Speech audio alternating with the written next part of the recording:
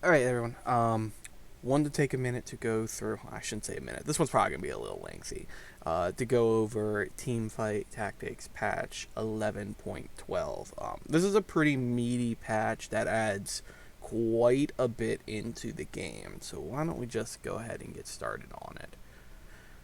So first, the Skyglass Origins. It's the seasonal event that's going on. Starts on the 15th, ends on the 7th. Bunch of missions. It's your standard League of Legends event. You unlock stuff that like eggs and star shards. Pretty simple stuff. I won't go too in depth with it. If you're interested in these things. Systems. Okay, so the first kind of change in the loot orbs, they have brought back consumables. So sometimes in loot orbs, you will find the Reforger and the Magnetic Remover. These are the same as they were in the previous set.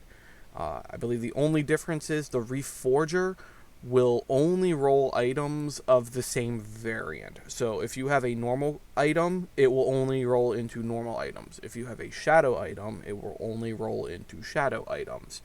And you cannot reroll a Force of Nature or a Force of Darkness. And Magnetic Remover is the exact same. Where the real meat and potatoes of this patch is in the changes that they have made to the Armory. Armory is kind of getting an overhaul to make this set a little more interesting.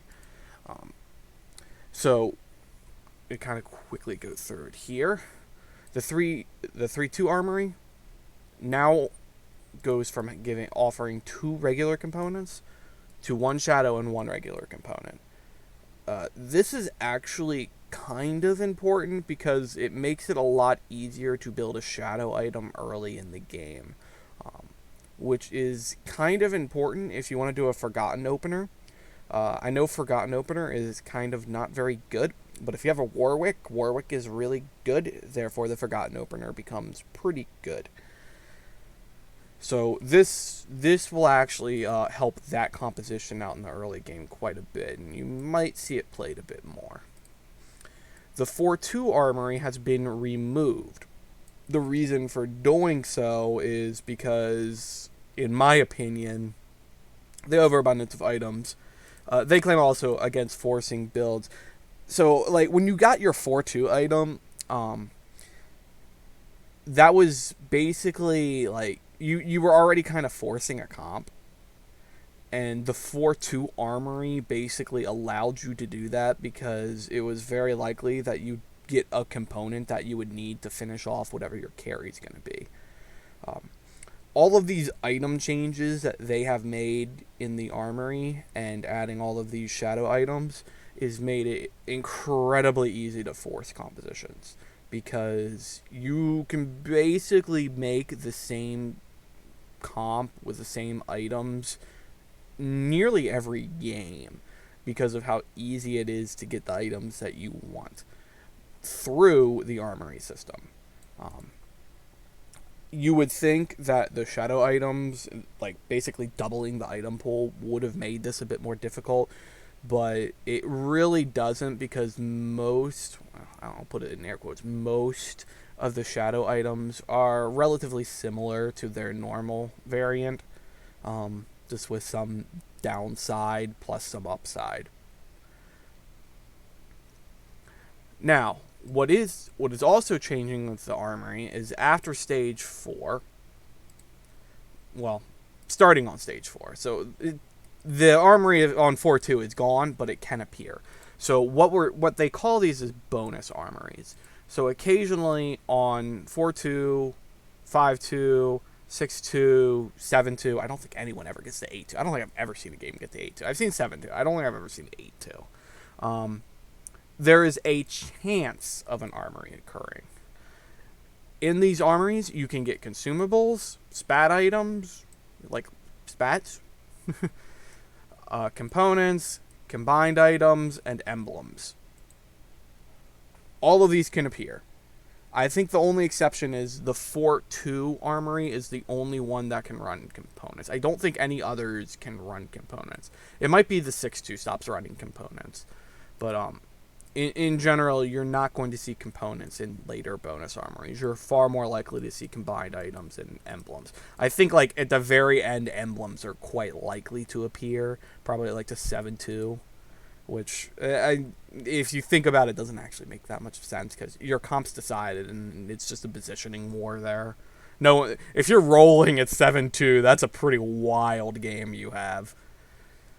As I said, later stages, more powerful. Yeah, the 6+ Armory no longer drops item components. And later stages can off emblems for traits that you're playing. I don't think that's that big a deal. Emblems earlier are much more valuable and important. Hyperroll. So hyperroll armories occur at 5-2, 7-2, 9-2. I assume 11-2. Of course, I haven't seen 11-2.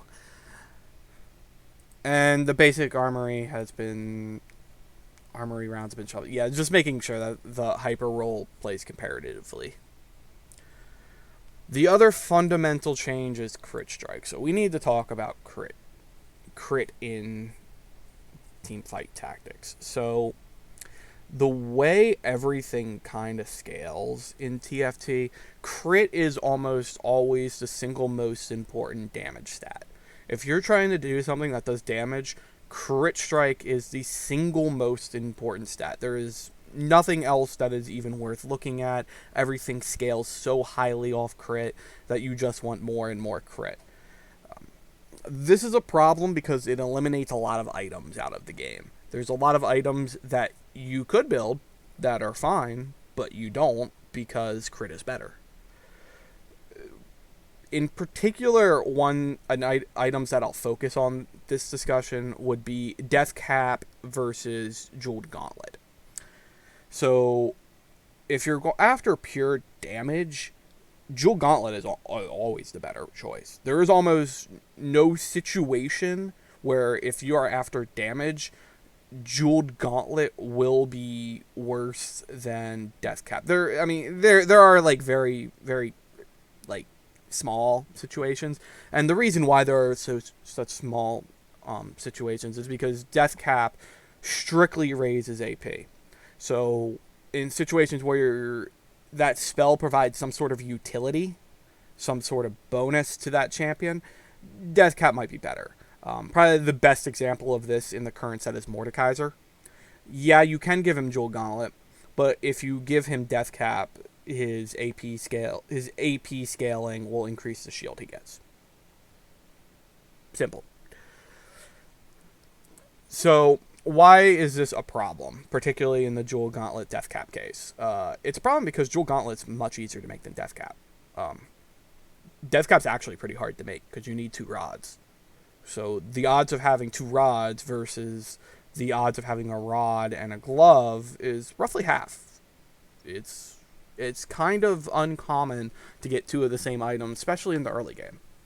You're far more likely to build a Jeweled Gauntlet than you are a Deathcap. And like, even if you were to randomly make items, you are far more likely to build a Jeweled Gauntlet than a Deathcap. On the AD side, this is squeezing out Deathblade, and kind of Giant Slayer. It's squeezing out that one as well. So the current solution-ish kind of sort of solution, they're reducing the base damage on crit strike from 150% to 130%. This probably doesn't seem like a lot, but it's probably relevant when you compare IE to Deathblade. I think there's probably going to be some situations where Deathblade's perfectly reasonable to build compared to IE. Now, there's situations where it won't, like on Assassins, where you will always build IE on Assassins compared to Deathblade, but it's something that I would think with this change you will see more Deathblade, just from the fact that if you have that many swords, that might be the item you end up needing to make. My understanding of this change and how the damage scaling will work is that Crit Strike is still going to be better than anything else. It's just not going to be by as much. So how you build probably should not change. You should probably still focus on increasing your crit strike damage with your jewel gauntlets and with your IEs. But if you don't find any gloves, which has been known to happen, you can instead go the routes where you're slamming Deathblades and Deathcaps and Giant Slayers. Traits. So I call them reach traits. I used to call them chase traits. I always change the terminology on me. So, new reach traits. You can now make Dragon Slayer 6, which I imagine is actually probably pretty bonkers. But in order to build that, you need 2 emblems, 2 giant Dragon Slayer emblems. This is probably like off the walls comp strong. This is probably the strongest comp in the game if you ever actually make Dragon Slayer 6. Ironclad 4 has been added. Renewer 6, which is probably pretty good. I think my only issue with it was when I looked at it, I'm not sure what exactly the composition looks like. It looked like a composition you would actually struggle to make something work. But the trait itself seems pretty strong. Revenant 4 has been added. So where you revive at 75% health. I'm going to tell you a dirty little secret. If you have a Revenant champion in your comp at all, you should make a Revenant emblem because it will make that Revenant champion busted. And even if you don't, you should make a Revenant emblem anyway and play Ivern because Ivern's really good. Just as a bland unit, no items. I think the math was that Ivern's like the best champion in the game unitemized. Just throw him in your comp, no items. If you turned on Revenant, you should be playing him. Spellweaver 6 was added. I don't know what to say. Scrim 9 was added, which I thought was most interesting. I actually tried to look and see what Scrim 9 would look like. So you play the 8 Scrim champions, and I would assume that if you have a Scrim emblem, you would put it on Rel, and that would give you Ironclad 2. Where I think it's more interesting is if you have 2 Scrim emblems, or a Scrim emblem and a Dragon Slayer emblem, you can play Scrim 9 with Dragon Slayer 4, which is probably busted as hell. I can only imagine how ridiculous Scrim 9 with Dragon Slayer 4 is. Trait balancing. Whew. Cavalier. So Cavalier damage reduction is being reduced at, this should be 3. 3 Cavalier and 4 Cavalier. This was probably needed. The damage reduction on Cavalier is kind of insane. So bringing it down at these 2. It's important, though, that they kept 1, because I think, or kept 2 Cavalier, because I think 2 Cavalier, like, if it lost this, it would be pretty useless, and you would just play Knights instead, because the armor scaling at that point in the game is probably more useful. The monstrosity, so Abomination. Bunch of changes to Abomination here. First off, the charge now stops after it hits 2 targets. This is relevant for 2 reasons. 1, the Abomination will no longer stun your entire composition the moment he comes into play, which I have found to be really annoying that no matter how I organize, he seems to stun my entire composition every time. I have yet to find a good way to organize so that didn't happen. Either way, not going to happen anymore because he will stop after slamming 2 targets. So if he runs into a front line, he stops and starts wailing on the front line. He doesn't run into the back line and murder your carry. That's what's kind of important here. He's going to get stuck on your front line and not just insta-murder your carry with the amount of damage he comes out of the ground with. So now he has to fight through whatever front line you have left. His spell now removes attack speed slows and AD reduction. This is actually probably a good change for him. The Abomination is pretty weak to CC, which has a bad habit of still being alive when the Abomination comes out. The Abomination comes out after you've lost a certain amount of units, and if your opponent still has units left, usually one of them still has CC, and he just gets CC'd and doesn't do anything, and he's the Abomination. He should run through that. Stats-wise, made him a bit more tankier, but in return, they kind of blew up his damage. These are actually pretty significant damage nerfs, which I also think the Abomination kind of needed. It does a lot of damage, like a lot of damage, whereas his design is more to be a tank. I think they're going to run into more issues with this because at the point he comes out of the ground, it's pretty common for you to have already lost your carry. So we'll see where the monstrosity goes. I think there's going to be more work to be done on the monstrosity after this. But hopefully this doesn't make A-Bomb 3 just a free top 4 every game, the way it kind of is right now. Dawnbringer's getting a bonus damage. This is coming after they nerfed Dawnbringer because they fixed a bug on Dawnbringer.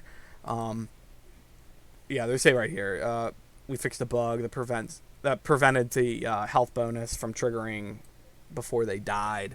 So they nerfed Dawnbringer because of that, and now they're buffing it up because Dawnbringer really wasn't that good after they nerfed Dawnbringer. Does that make sense? I hope it makes sense. Either way, you don't see Dawnbringer played too much. I think this number was originally a lot higher, but there was some worry that Riven was going to go a little crazy on people with that number, so they toned it down a little bit. This is fine.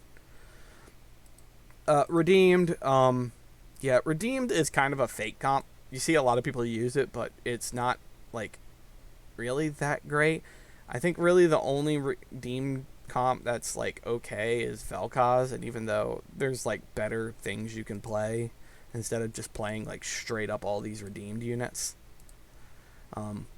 So yeah, I haven't really messed around too much with redeemed comps. I've done a little bit of Dawnbringer, but I haven't really touched redeemed that much. I've been playing more AD based comps than I have AP based comps. It's just kind of more my wheelhouse. Skirmisher max health shield. So they're increasing Scrim 3. Scrim 3 is such an interesting comp because you expect to play it in the early game, and it's already like kind of okay in the early game, but like transitioning to Scrim 6 from Scrim 3 is really hard. Playing 6 of a single trait can be quite difficult to do at times. So my thinking here is that this really helps the mid game a lot without blowing up the early game, which there's enough shit in the game that blows up the early game right now, without having to like worry about it that much. So I would think this change helps mid game scrims. It doesn't really impact the early game scrims as much. This might also make Scrim 3 something that's a little more optional to try to squeeze into your comp to get this bonus shield. I don't really know if that's true. I think the main issue with Scrims is that you need 3. 3 is a little tricky to fit into a lot of your compositions. Yeah, I don't really have much else to say about Scrims. I like Scrims, but it can be it seems like it would be a comp that's really easy to tunnel vision and play, but it's actually a little tricky. You tend to take like tons of damage in the mid game if you don't have a good comp, and then in order to get into the late game, you have to be carrying all of these Scrims. It's just like awkward to like play linearly. Well, it's awkward to play not linearly, but when you play it linearly, you kind of get blown up in the mid game. Champion changes. Lysandra. So Lysandra is bad, so they buff Lysandra. I don't really have much else to say there. The only time that you really ever play Lysandra is when you're either playing Covern or you have a Vladimir. Those are really the only two situations that most people ever played Lysandra. But as you can see by these numbers that they increased, she was pretty weak. She should be a bit better now. Vayne, since they fixed the crit strike on Vayne with Jeweled Gauntlet, I think this was a safe change to make to increase the Silver Bolt's damage. I think this is fine. Especially since they didn't touch the 3-star. Because the 3-star was probably okay. But definitely needed some help at 1 and 2-star. Vladimir gets a light buff. I'm going to be honest, I don't really know why. Vladimir seemed okay. I guess he kind of does tail off a good bit in the mid game though. Tier 2, Brand. Brand's getting a mana lock, or increased his mana lock. Brand has all sorts of weird issues. This is just one of them. Actually, yeah, they noted it here. Archangels and Sac would trigger twice on him.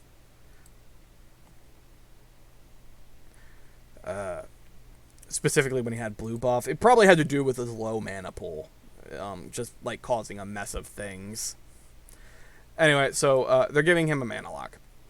They're increasing the mana lock, I should say. I think it's fine. Brand, I think it's finally in a place that I am reasonably okay with. But increasing his mana lock is probably safe for how blue buff works on him. Hecarim. Alright. We gotta talk about Hecarim. Because Hecarim was out of control. First off, his spell now correctly scales with AP. I don't know how it was scaling incorrectly, but now it correctly scales. Damage.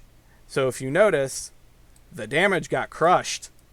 He now does way less damage. Why? Because he's a frontliner. He shouldn't be murdering everything, which is what he was doing, especially in the early game. If you had an early 2-star Hecarim, like, that was free win streak. Like, he is unbelievably difficult to kill, and he will murder everything. Speaking of unbelievably difficult to kill, they killed his healing, too. 3-star Hecarim was a monster. Even in the late game, the dude was unkillable if you itemized him. So he really needed to get hit on the head. And yeah, they hit him on the head real hard. I don't think this is actually even going to really impact him in the early and mid game. Mostly because the big change here is this 3-star. I think the only thing that changes is, like I said, the 3-star, but also the 2-star damage. You now actually kind of have to have a carry along with him. You know, a front line and a back line. So yeah, this is a welcome change because he was. I would think with this change you can play more knights. That's probably the big takeaway here. Because before this, you would always be playing just 2 Cavalier. It really didn't matter. You just played 2 Cavalier, 1 Hecarim with a Hecarim, and it was just like, I got damage resistance, I got damage, I got healing. Everything's fine. Yeah, this was ridiculous. LeBlanc, another one worth talking about. So for LeBlanc's pretty much entire existence this set, she's been a murderer. She's been an assassin that killed things. But at the same time, she has her effect CCs. That's kind of a problematic identity for a unit to be doing as much damage as LeBlanc does, but also being a CC bot. So what they're doing is they're kind of getting at this identity. What do they want LeBlanc to be? Now the thing with assassins is assassins are really good at killing things. So taking the murderous intent of LeBlanc and turning it into a CC bot probably made the most sense for assassin compositions, because that gives assassin compositions the more utility. Yeah. You have utility in the assassin composition besides just kill everything. So that's what they did. They cut the damage down basically in half, while also they put a duration, a scaling duration on the stun. So 1-star, it's 1.5. At 2 stars, it's the same 2 seconds. When at 3-star, it's 2.5.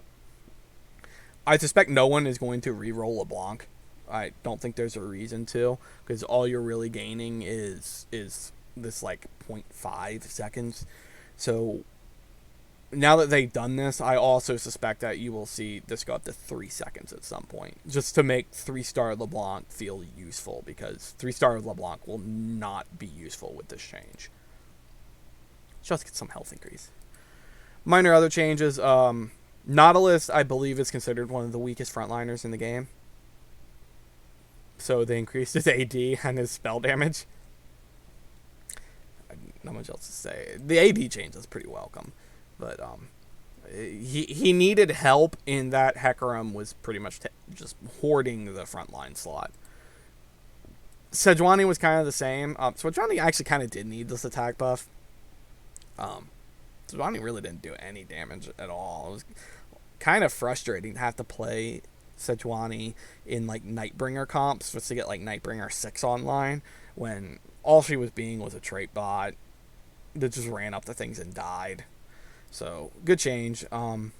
Thresh on the other hand is actually really good, so I'm kind of surprised that they gave him this much damage boost. I think like when you read these, what you're reading here is that the damage that they were doing was nowhere near the damage that Hecarim was doing. So these changes were more to put these champions in line with the damage Hecarim will now be doing. Hopefully, in reading that, that's kind of what I'm getting from these changes to these frontline units. That said, Thresh was already a pretty good unit, so I'm not quite sure if this was really necessary. But I would think Thresh Nautilus is going to be a pretty decent frontline. Tier 3 changes. Katarina 3 is getting a tiny nerf. Katarina reminds me a lot of Shaco. And a lot of the issues they had with Shaco in set 3, where because Shaco had the invisibility aggro drop, he became kind of really hard to kill. Katarina is kind of the same, where because of her teleports, like units don't aggro to her well, so she kind of kills a bunch of crap. A side note on that issue is Dark Hodge.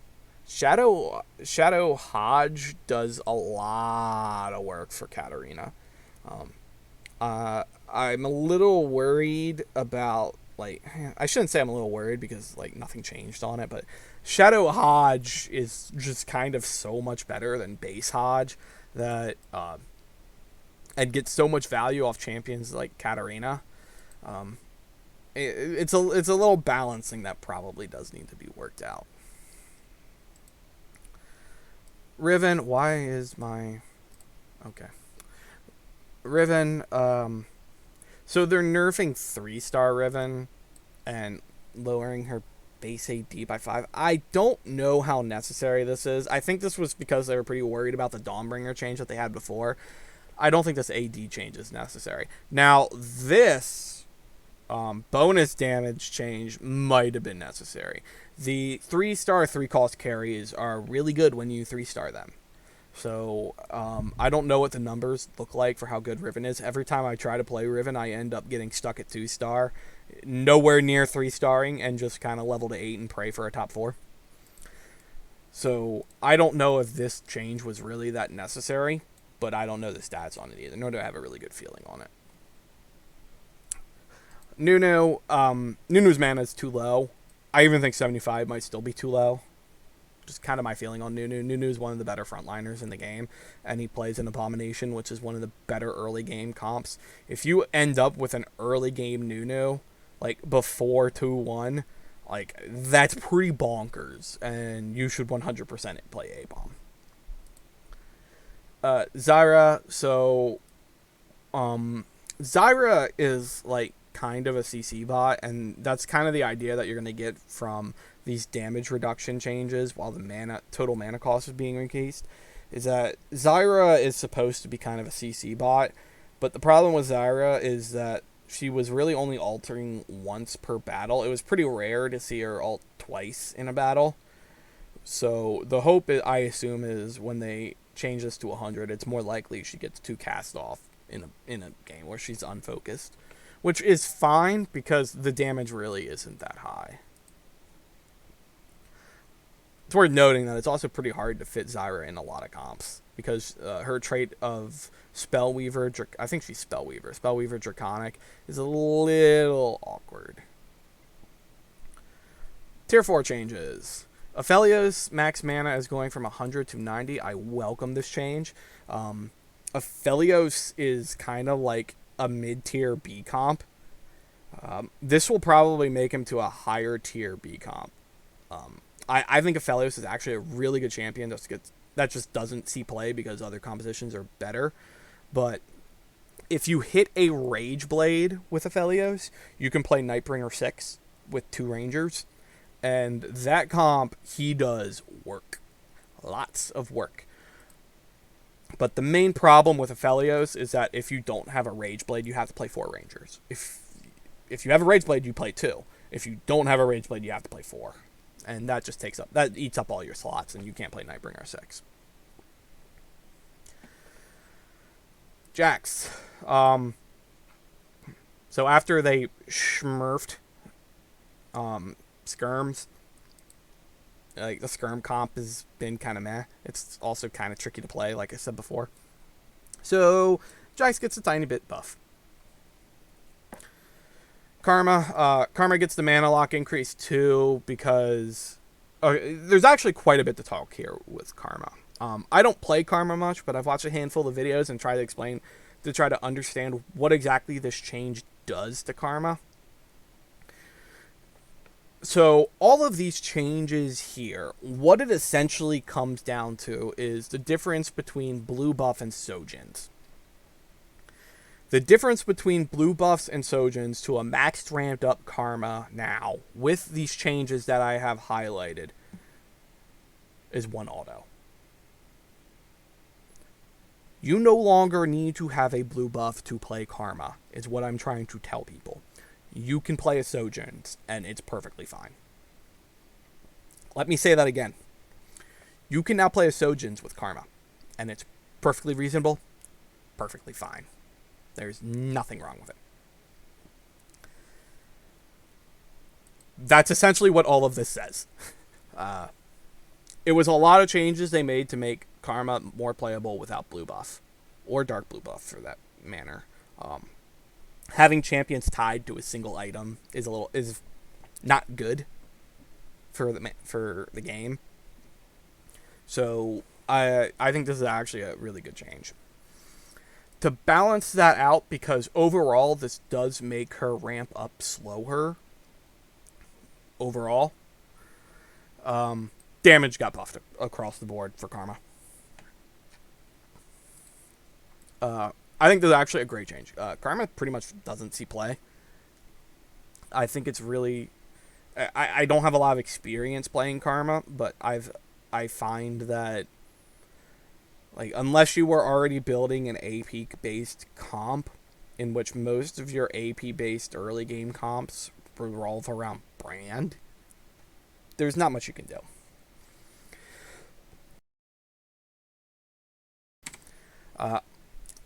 Like I've said before, I'm much more comfortable playing AD comps than I am AP comps to set, so take my advice as you see it.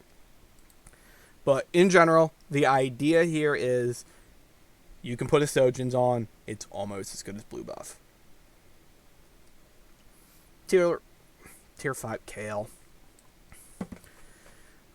Kale's gonna Kale.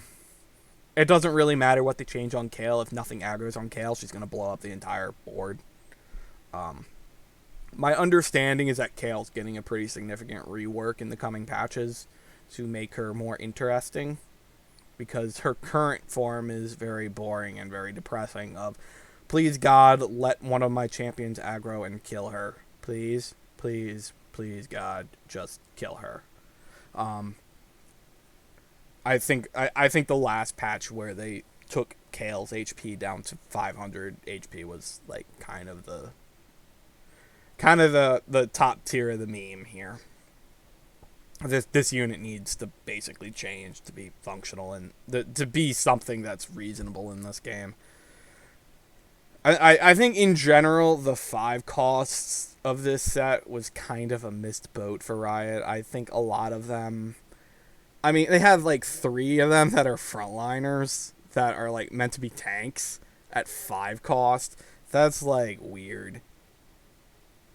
There's not a like, what 5 costs are carries right now?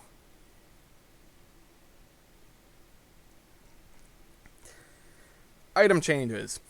Archangel Staff. So Archangel Staff, the mana ratio change is going from 40% to 45%. Archangel Staff is one of the most awkward items in the game, because it requires a tier and a rod, but the best champions to put it on are frontline champions, because frontline champions are specifically designed to have higher total mana pools, because they generate mana by getting beat in the face all the time. So if you put an archangel staff on a champion like, I don't know, Mordekaiser, Warwick, it's a really good item. But it's like an AP item. Why would that make any sense to put this AP item on a frontliner? It's just an odd design that works out in a really odd way. Archdemon Staff is kind of the same. Bloodthirster and Wristthirster. Alright. Mort brought it up, so I'll go ahead and say it. When Wristthirster was first given out to the people of the world to see, a lot of people thought that item was busted as fuck. That it was one of the best items Riot has ever made. And then nobody made it. Why? Because the shield you got on Bloodthirster was better.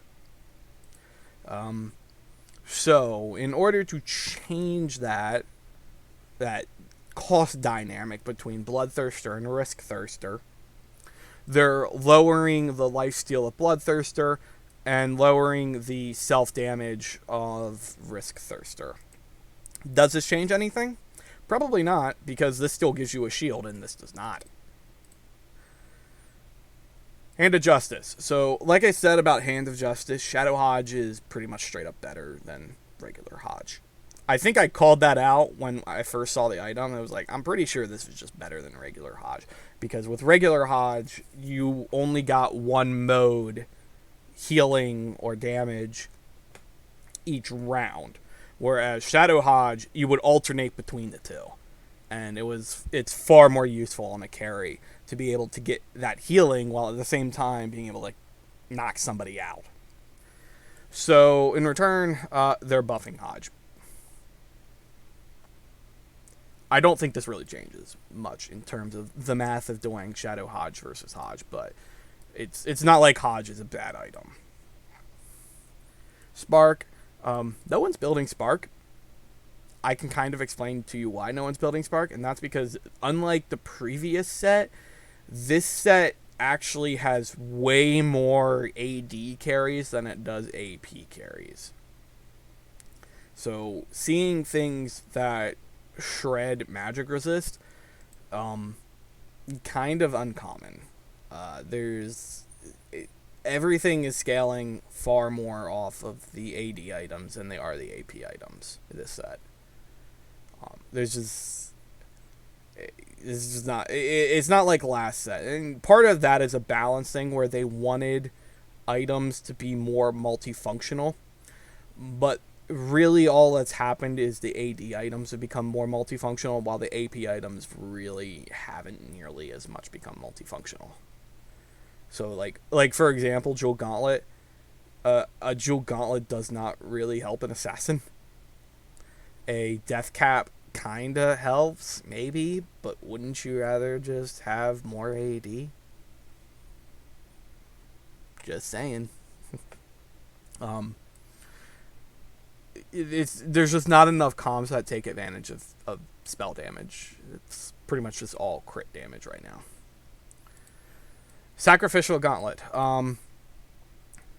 This is a lot of words that are really complicated. Whereas this was something really simple. Like, this is awkward, but this actually kind of makes sense. So, Sacrificial Gauntlet is going from, each time you cast a spell, doing 15% self-damage to doing max mana-based damage multiplied by your star level. I don't know how much this last part was really needed. I think I probably would have gone with just, like, twice your max mana. It sounds a bit more reasonable to me. But the main reason for this is, like, a champion like Brand would murder himself with Sacrificial Dark Gauntlet. Because why? He has 20 mana. Same thing with Karma. Like, their mana pools are so low that, and because they cast so often, they're just beating themselves in the face with Sacrificial Dark Gauntlet. So now you go from, say, at 1,000 HP, you go from doing 150 damage to yourself with each of your Brand cast to now your 2-star Brand is doing 40 damage to himself. Big difference. Really big difference here. You should see a lot more of Sacrificial Gauntlet. I don't know why you wouldn't build this anymore. I think that self-damage is so low, it's pretty irrelevant. Titan's Revenge. Yeah, the mitigation damage. Yeah, 25 was a bit high. And you saw that with Cavalier. Cavalier had the same kind of damage reduction, and that needed to get reduced. Vengeful Trap Claw, renamed to Banshee's Call. Fair. Bug fixes. Yeah, we talked about Brand. We talked about Hecarim. Vel'koz will no longer target things that are untargetable. So if he kills something that goes in a GA state, he's going to move. This usually doesn't mean anything unless Vel'koz makes a really odd targeting decision, where he basically hits one unit far away but no units near him. But most of the time, in my experience, his targeting's fine. This is just kind of an awkward situation where it probably did need to be fixed. Pantheon's doing the same change. Has the same issue. Pantheon's Aegis Assault now crit strikes and can be dodged. I love Pantheon. He's such a cool design. Rel now gets credited. We're no longer chasing Kennen when he goes warp speed on everybody. And fix the rare kindred bug where Wolf gets stuck in Lamb, and that probably happens because of situations where Lamb is moving and Wolf is doing his recall. So that was a lot. That's about it. The question is, with all of these changes, what actually is going to happen? And I'm going to tell you, this is so many levers that they have changed, I don't have a clue. I'm not even sure it's really going to change that much outside of the mid-game. I think the biggest change here is a lot of mid-game changes. A lot of champions that were kind of blowing through the mid-game made a little bit weaker. Also, some items were given a little bit of tweaking and a little more utility on various champions. But in general, I think the compositions that you're aiming for probably won't really change that much. What will change is probably the items. I suspect you're definitely gonna see more Sacrificial Gauntlet. You're gonna see a lot more Sacrificial Gauntlet because those low-cost champions will actually just love this change, the Sacrificial Gauntlet.